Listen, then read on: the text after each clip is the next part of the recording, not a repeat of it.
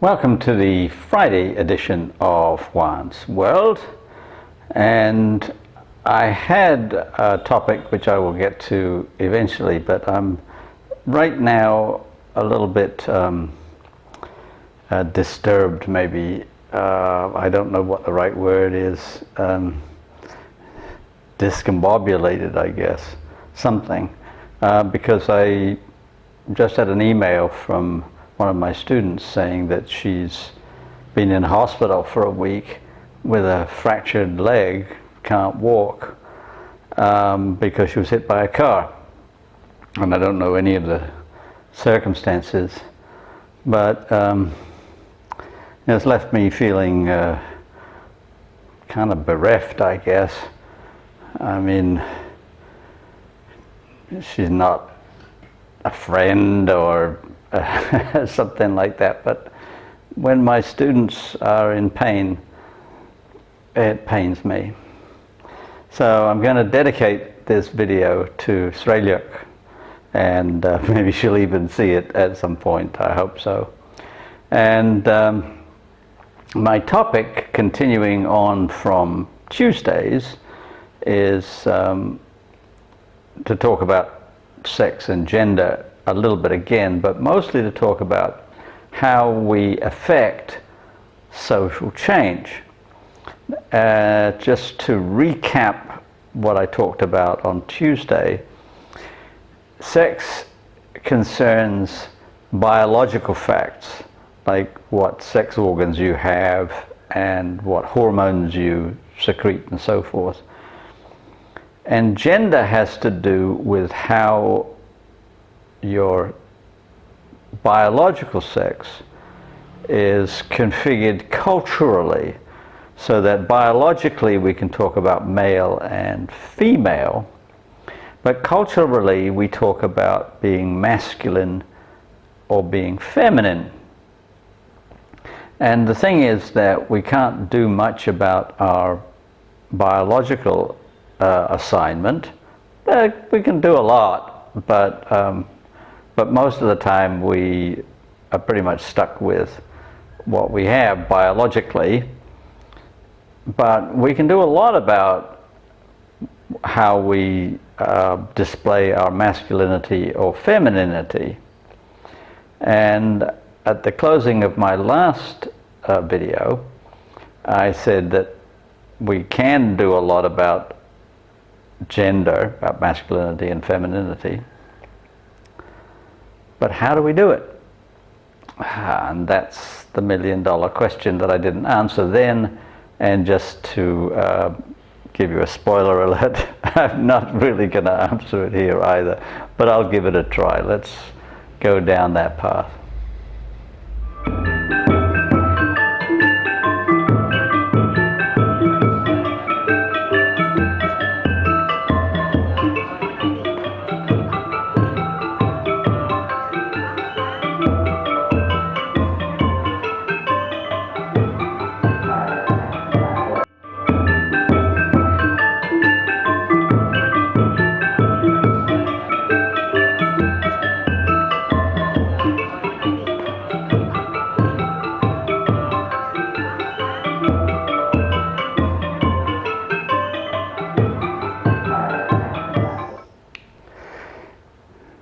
Now, just to add a small amount of technical vocabulary to this discussion, we talk about things like gender as being social constructs. That is, they are constructed or created by our culture, by our society, by our community, by whatever term you want to use. We say it's a social construct because it is not fixed in anything physical. So masculine is not fixed in being male, and feminine is not fixed in being female. You can be male and display characteristics that are normally defined as feminine, and vice versa. Or you can be highly toxically masculine and male, and so forth. That there is a vast gulf between what you are physically and how your gender is defined within the culture that you're raised in. And I talked a little bit last time about Margaret Mead's study of what she called 3 primitive societies, and how masculinity and femininity were displayed completely differently in those societies. Well, the thing that I've always had trouble with is the basic idea of masculinity as a thing, or femininity as a thing, or as collections of things. That is, masculinity tends to be characterized by dominance, competitiveness, aggression, and these are related in various ways to the sex hormone testosterone. And femininity is characterized by gentleness, caring, loving, and so forth, and is in some ways, although not quite as solidly as with testosterone, is sometimes associated with the hormone estrogen. Now, there's all kinds of complications here, and I talked about some of them last time. I talked about how we can't necessarily characterize testosterone as causing masculine behavior, but because it could be the opposite. It could be that masculine behavior generates a greater output of testosterone, and so forth. Like, all of these things are very complicated. But the trouble I have is with characterizing traits like aggression, competitiveness, caring, loving, and so forth as masculine or feminine. When people will quite popularly say something like, he is displaying his feminine side. Well, I find that distinction between masculine traits and feminine traits to be a little bit too rigid, and calls to mind male and female. That is, if somebody says to me, you are, by doing that, by nurturing your son, carrying him in your arms and caring for him and so forth, you are displaying your feminine side. I just feel like saying, no, I'm not displaying my feminine side. I'm displaying who I am. And who I am is a mixture of a lot of traits. I can be dominant. There are times in the classroom when I stomp my foot and get upset with people, and and all of that. I take control. I've been told by many of my students that they always know who's in control of the class. I mean, that's part of who I am. I'm not particularly a competitive person, but I can be. I used to play competitive sports, and I played them very aggressively. I was captain of my field hockey team for several years, and I was a competitive sprinter and so forth. I did all that stuff, but I also had a son who I used to get up and care for in the middle of the night, and nurture him when he was sick and look after him. There were times when he was really, really sick, when I would lie down in bed with him on my chest and cuddle him until he fell asleep and so forth. And I don't think of those different traits as being my masculine traits and my feminine traits. I just think of them as being who I am. So I think that there is a distinct problem with characterizing behavior in gender terms in the first place. That it comes from an agenda that I'm a little bit troubled by. All right, well, that said, we can still ask the question, how do we change people's behavior? As is the case in certainly the United States and the UK to a slightly lesser extent. Men routinely act in aggressive, competitive manner. And there's even this general expression of the alpha male. Now, there's another problematic term, because the alpha male was originally a characterization of certain kinds of primate behavior, and we now know that the studies that were done on primates and identifying the alpha male are actually all wrong. But it's still used, and we still talk about men displaying the characteristics of the alpha male as taking charge and being assertive and all those kinds of things. Well, even if we don't talk about them as being masculine or displays of toxic masculinity or whatever, we still might ask, how do we modify culture in such a way that men do not display those characteristics quite so often, or how they are ameliorated by other characteristics that are softer? And in closing last time, I was saying that it's very difficult.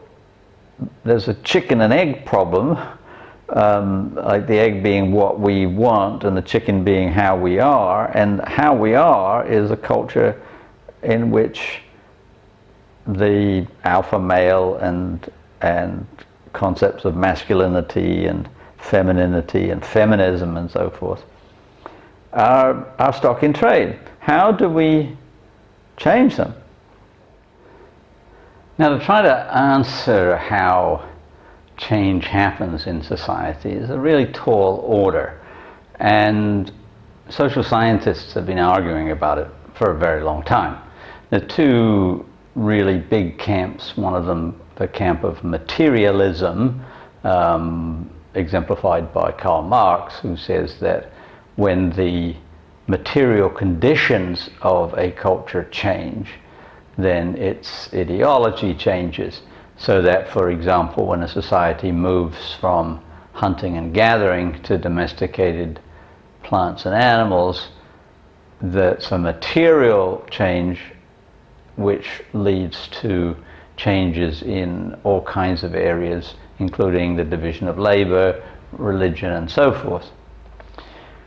And then there's the idealist camp, exemplified by Max Weber, who says that the change that occurs first is a change in ideology. And when the change in ideology occurs, then the change in material circumstances occurs.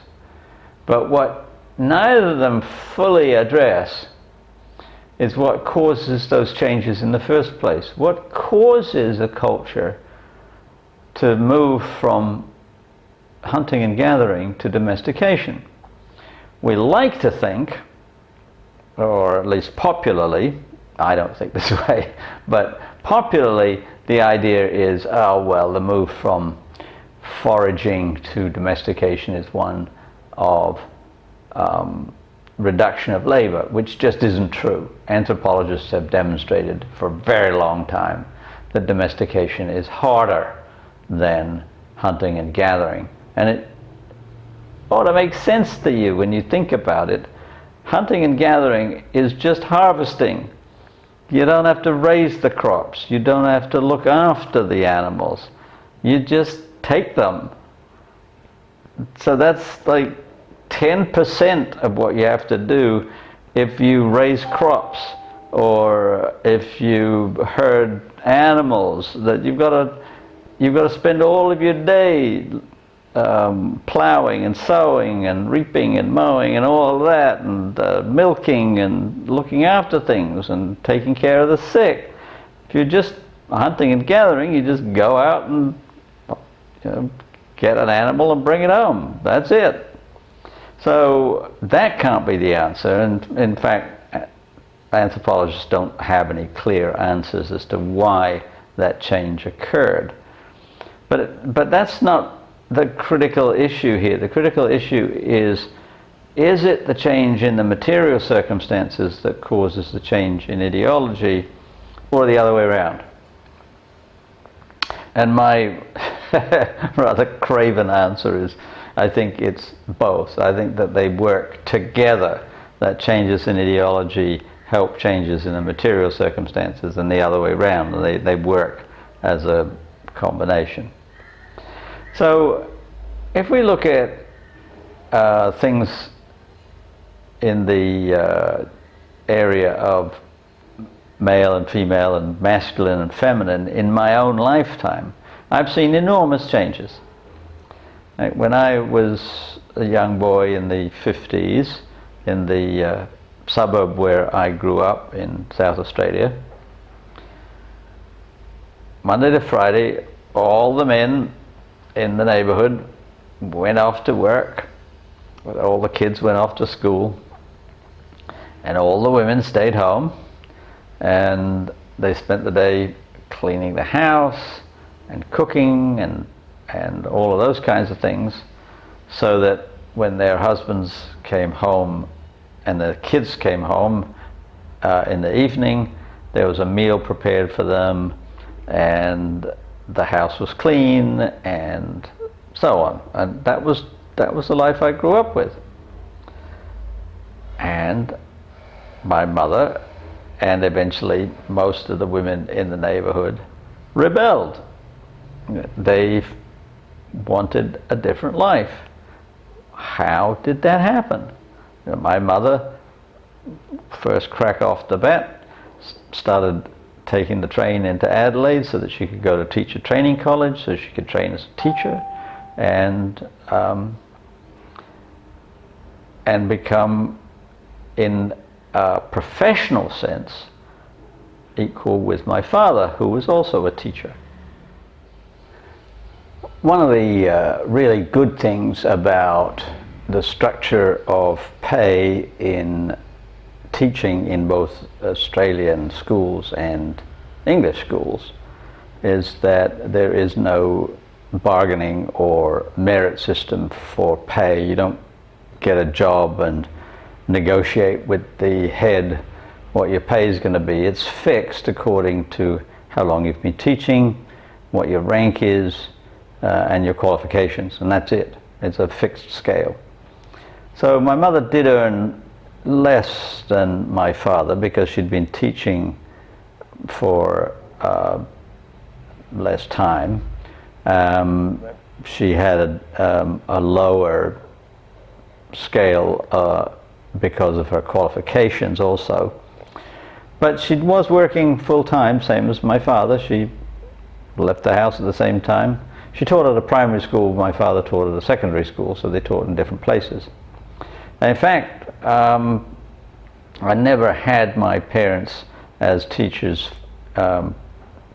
full-time, but I did have them once in a while when they substituted for other teachers. Interesting experience. Thing is that my mother was leaving the house at the same time, getting home at the same time, because we all traveled in the same car, which my father drove. But she still did all the work at home. She still did all the cleaning. She did all the cooking. My father would cook once a week on Saturdays, supposedly to like lighten the burden. But basically my mother was the family cook. And my sisters also did some help, particularly with cakes and things. So like cooking was still seen as women's work, cooking and cleaning. And so like even if she had a job, she still had to do all of those kinds of things. And it was pretty much her life all the time that I was at home. But the world was changing. And I grew up with that experience, but I didn't fall into that idea. I didn't think that when I got married, my wife would do the cooking and cleaning, and that I would go out to work and earn the paycheck. I expected us both to go out to work, and I expected us both to work at home, to share the cleaning, share the cooking, share everything. And well, you can have a division of labor, of course. I mean, like, I did most of the yard work. I mowed the lawn and I did the gardening and so forth. But I considered that to be kind of like an optional extra. I mean, you can trade it off. You can say, okay, you clean the house and I will take care of the garden. That seems fair. And that's the world I grew up in, because it changed in the 1960s. There was not just the feminist revolution, you know, with people like Bella Abzug and Gloria Steinem and so forth. The world was just changing, and it was changing for all kinds of reasons. Not just because women were more likely to go out to work and that the roles were changing, but the ideas about what was fair were changing. Now, what caused that to happen? Well, that's still the million-dollar question. It wasn't because anthropologists came along and said things need to change. And it wasn't even really because people like Gloria Steinem and Bella Abzug wrote definitive works about how women were being put upon. They were important, but how did they take hold? How did those ideas go from somebody's ideas in a book to bestsellerdom, to the media and so forth? And equally important, why have those ideas not fully taken hold even now? How is it that there's still an imbalance between men and women in the world? That's the question that anthropologists look at and talk about and argue about, but they don't really do much about it. And that bothers me, because it's one thing to study social conditions, social forces, gender, sex, and so forth, and to make pronouncements in hindsight. You know, this is how things have been, and this is why they've been that way. It's another thing to say that we need to change them. And here's my other point, which I will leave you with and continue with again next week. Although I know that Tuesday I'm going to do cooking, and I'm going to talk particularly about making clotted cream. I'm going to make some clotted cream over the weekend and talk about that. But I will come back to this topic at some point.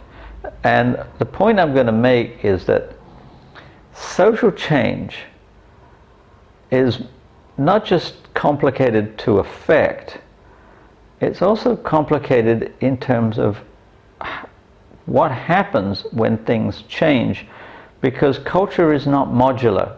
It's not like an engine or a computer where you don't like this bit. You know, you've got an engine that's not performing well, so you change the spark plugs, or you switch out the fan belt or something like that, or use a different kind of petroleum and different oil. Culture is not like that. When you change one part of culture, it reverberates through the whole culture, and all kinds of things change, and some changes lead to other changes that you didn't expect and you don't want. And that's an area that I want to get into next time, because it's also very complicated. So meanwhile, please tell your friends, please like and subscribe, and we'll do some clotted cream, and I think probably scones and cream tea, I think, as well. The whole English 9 yards. So have a good weekend.